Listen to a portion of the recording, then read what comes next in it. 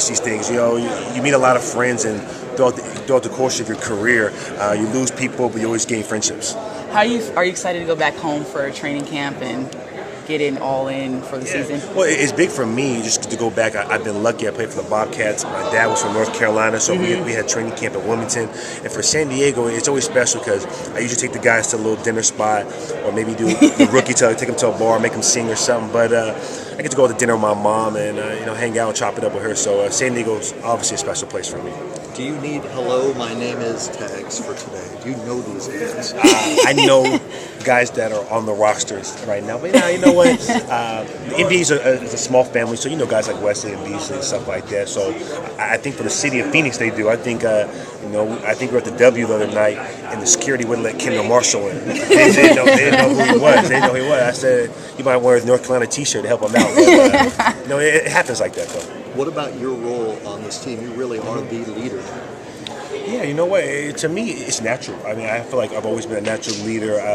The difference is now that I can't goof off as much because we don't have someone like Grant who's a stable guy. So I got to be the stable guy, and it's different, Can you do that? I know I could do that. I mean, obviously, I'm not going to be someone like I think I was telling Lance Blanks is, G Hill did everything the right way 100% of the time.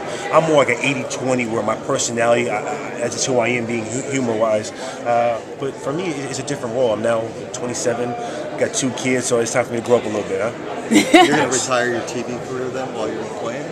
You know what? It'll be off to the side, but we're in a crucial role as a player where you can be able to expand on your ventures while you're playing days. So I mean, I'll definitely have that. I'll definitely mess with the media still, but it's more on the court, in the weight room, off the court that I got to be more of a leader with these guys. Can you talk about the offense and how much point guard centric or not it's going to be? How much it's changed since last year, and do you even know at this point? Yeah, I mean, you don't know, but I do know the ball's going to be in Goran's hand a lot. I mean, when he was on the bench here, the ball was in his hand. I think the offense will be 50-60% the same, where you have him running the show. I mean, he's dynamic when he has the ball in his hand. I think the difference is here we have someone with Scola who's kind of like a Boris Diaw, but even more aggressive offensively. So he can pass the ball. When we play pickup games, he's like Goran's like another point guard, and that's something we haven't had here since him.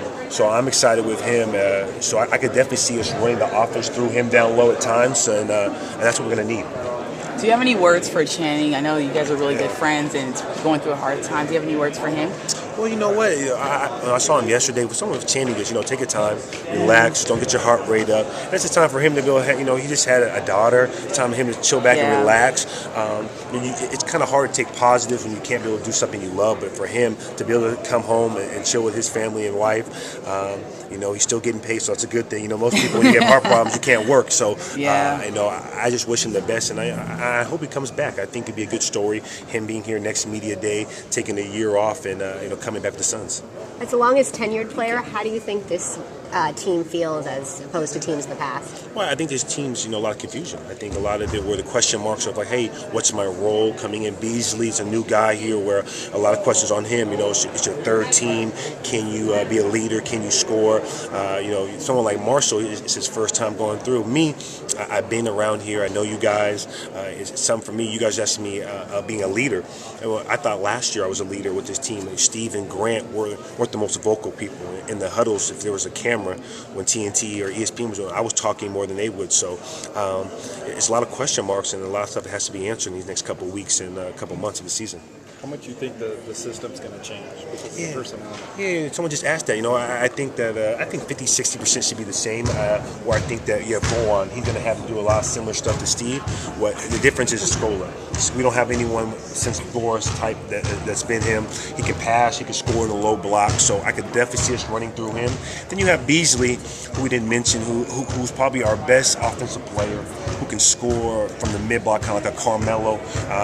The thing with him is once he starts scoring, can he make other players better? And we know Scola can, and that's what we have to find out about Beasley. Do you think your pace is the same?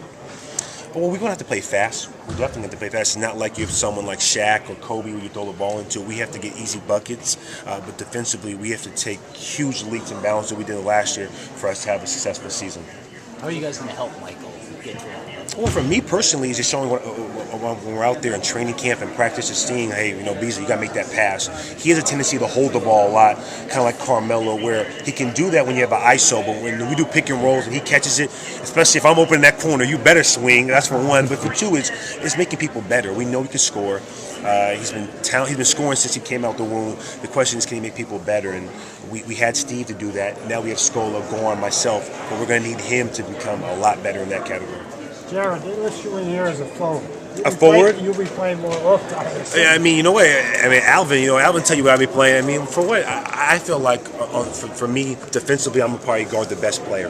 I feel like if Beasley's out there or even Shannon, I want to take on that role, obviously kind of like what Grant did. But for me, guard or forward, I'm obviously a good shooter, so you can list me as a guard, list me or whatever. I just want to be on the floor as much as I can. You guys came so far last year with Elston's system. Do you feel like you're starting over with it again because it's you and 4 other guys? Yeah, it is starting over because it's a new guys. Guys got picked it up. But someone like Scola, someone like Goran, and even Jermaine O'Neal, you've been in the NBA now. There's only so much you can do. There's pick and rolls. You can either blue it, black it, go over the top on it. On the post, you can either front or behind. So usually the best teams defensively are the best people with IQs. We have people that have good IQs, and you got to play hard. I mean, when you come out as a little kid, you don't want to play defense. Everybody wants to score, so you got to be able to play defense to be a good defensive team. What was the best thing about it that has been a change? Simplifying. I think it's simplifying it and holding people accountable. And no one wants to get told you're doing something wrong in the film. And if you're that guy and you played bad defensively, you're going to hear from it. Jared, what was your reaction to the news about Channing? Have you been able to talk to him? I talked to him. I mean, it was just, you're sad. I mean, if I couldn't play a year, I'd be sad. I mean, someone. Well, I'm glad that he has a chance to potentially be able to come back. And I'm happy for him that he signed his deal beforehand. I mean, it would be a bummer if he didn't sign a deal and it was happened before it, like Jeff Green. This is someone who's financially secure. He's someone who's got 2 beautiful kids you can hang out with, and you got a chance to come back. You got great training staff, and you relax, rest, do yoga, Pilates, and eat ice cream. It's a good thing they caught it at the time.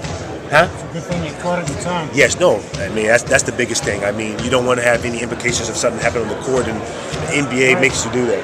Has he still been able to be around much? Yeah, we had a team dinner last night at Alvin's house. He was there. I mean, he's not going anywhere. I mean, he might make some trips here and there. He'll be at some games. I don't see him being at every game. I know I wouldn't be, but I mean, he'll definitely be a voice in the locker room here and there. Jared, do you see yourself taking more of a leadership role now that some of the veterans Yeah, I mean, definitely. Like, I know that if something needs to be said, I know me or Jermaine or even Scola could say it.